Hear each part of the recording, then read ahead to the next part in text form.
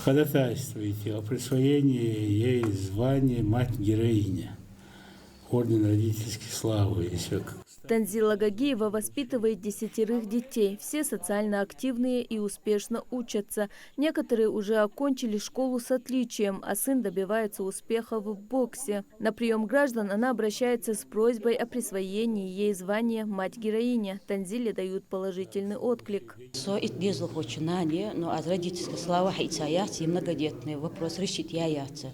Тахана дал и андали хат и хай соцгулка вопрос решить ян танкугута тоже сгул. Что земельный участок как многодетно обратиться для сгулка.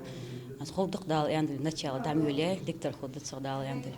Следующее обращение от Молотхан Таршхоевой. Ее сыну 20, и уже 14 лет он страдает от последствий травмы позвоночника. Не может ходить самостоятельно и нуждается в постоянном уходе. Женщина просит помочь с получением квоты на реабилитацию в другом регионе. Решение по ее вопросу принимают тут же в ходе встречи.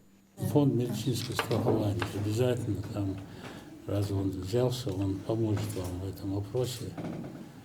И запишите, мы ее направляем назад. Да. Туда фонд медицинского страхования, Зейтов Магомед.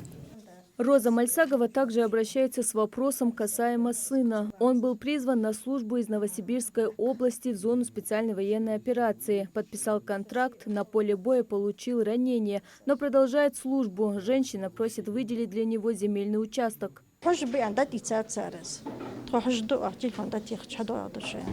Встреча прошла продуктивно. Обращения жителей рассмотрели по существу, и большинство участников остались удовлетворены их результатами.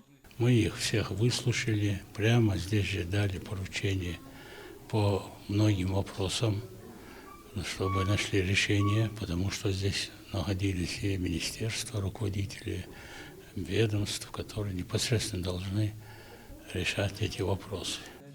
Представители власти заверили, что по обращениям, не получившим оперативного решения, работа будет продолжена. В Ингушетии с 1 по 10 декабря стартовала ежегодная декада личных приемов граждан. В этом году она посвящена 24-летию Всероссийской партии «Единая Россия». Мадина Богатырева, Акрам Адасхоев, Магаз 24.